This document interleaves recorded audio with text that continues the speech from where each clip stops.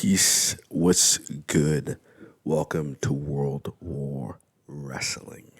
We are here to discuss NWA Power, the 2nd of January, the first NWA of the new year.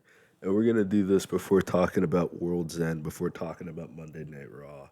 We're going to talk about NWA. We're going to talk about NWA. It opened up with John Alonzo versus Alex Misery.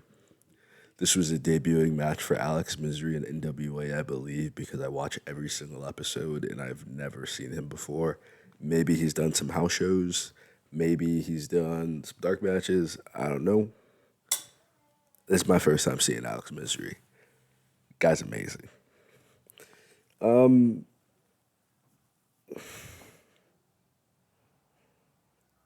What I'm seeing here, a pattern with matches here, is 3 matches that I saw. There might have been one that I missed, but there's 3 matches I saw.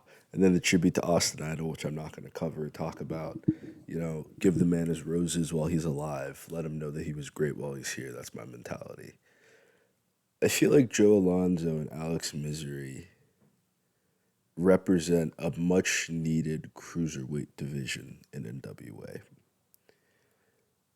I think weight classes are very important. I've seen guys get injured very easily simply because they're wrestling someone too fucking big. It is a completely different mentality of fighting. It's a completely different training method. And, sometimes you have extending little men, I'm not that big. I'm only like 5'8", 5'9". I'm not that tall.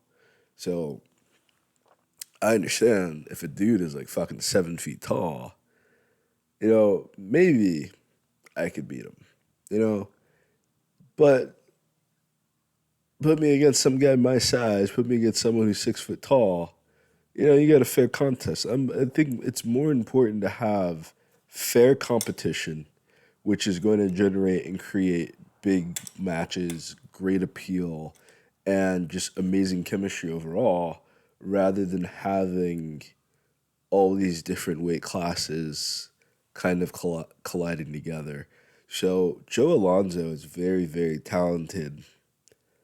I feel like him and Colby Carino, Homicide, frickin' PJ Hawk, I think they can make an incredible 205 cruiserweight division, and that would attract a lot of other people right around that weight class, and NWA can be known for that.